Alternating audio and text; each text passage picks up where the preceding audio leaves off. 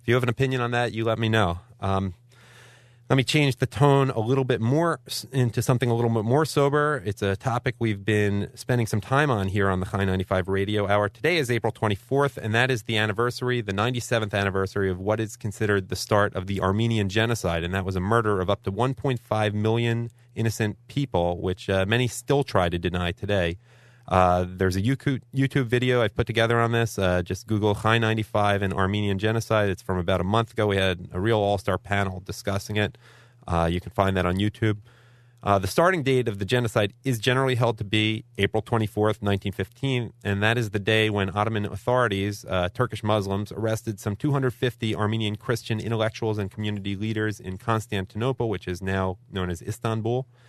With so many Armenian leaders eradicated, it was that much easier for the Ottoman military to uproot Armenians from their homes. And let me add, these are places where Armenians had been living for centuries and centuries. And I'm talking centuries before the Turks even began migrating from their original home in what is basically Greater Mongolia. The Turks generally killed the able-bodied men first and then marched hundreds and thousands of Armenian women, children, and elderly into the desert of what is now Syria, depriving them of food and water and killing them. There was all kinds of sexual abuse and rape, you can just imagine, and the majority of Armenian diaspora communities in places like Philadelphia, Los Angeles, Paris, in Arab cities such as Cairo and Beirut, they were founded as a result of the Armenian Genocide.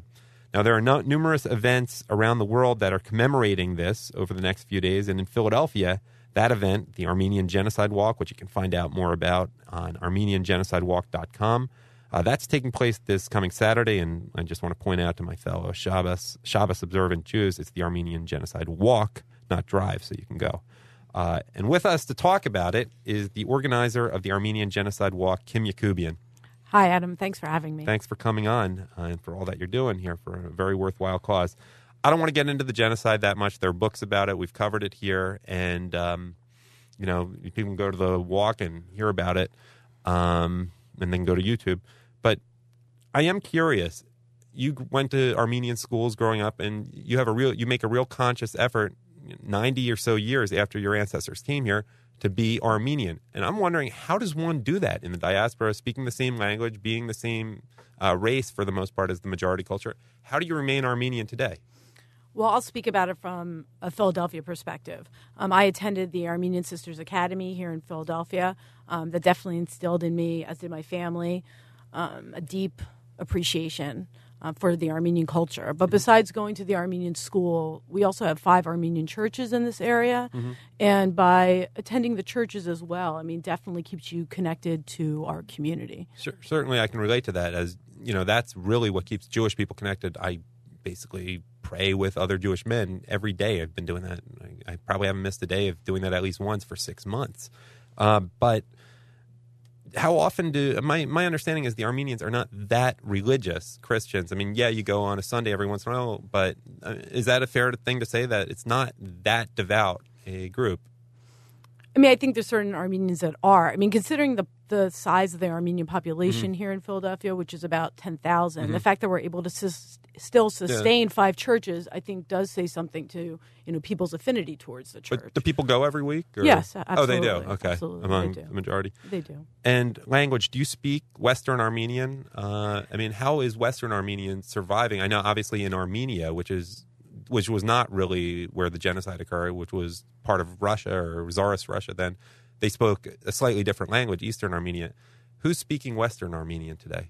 Every diaspora population speaks Western Armenian besides Iran and the country of Armenia. So pretty much the majority of Armenians who speak the language are speaking Western Armenian. There's more Armenians outside the country than there are in. So, and Russia as well. Iran and Russia and Armenia speak Eastern Armenian, and the rest speak Western. But did you grow up speaking Armenian at home, or? I grew up. Both of my parents are Armenian. I grew up speaking English in the home. Both of my parents were born here, but I did learn Western Armenian at the Armenian Sisters Academy. And so you speak it fluently?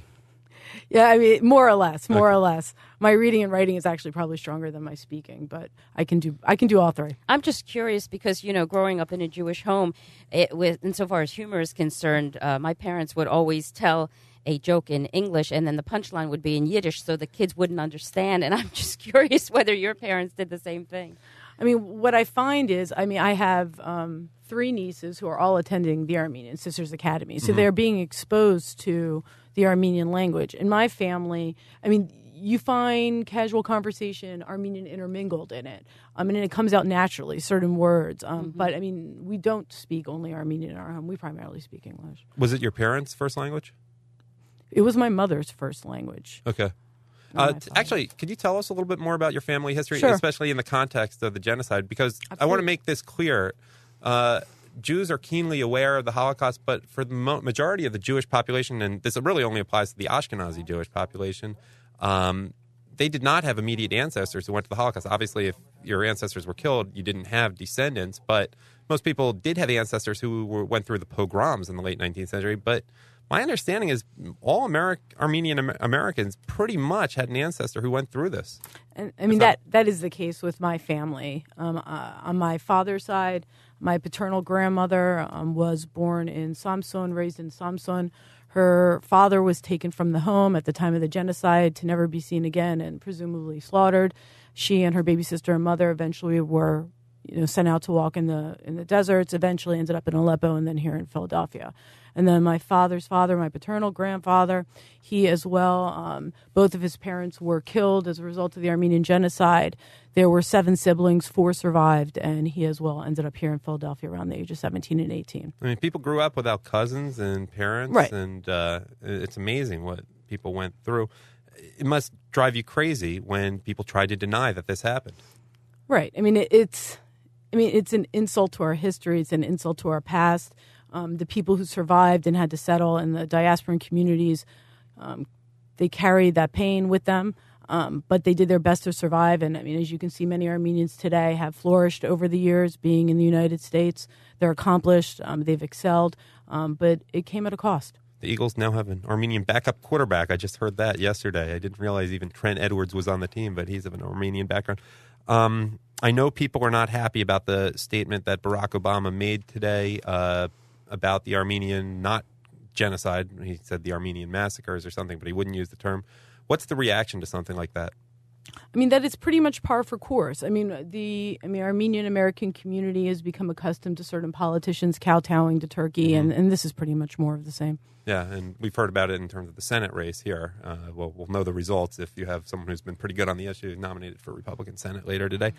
Tell us a little bit about the event going on Saturday and why people should go and what they should expect if they go.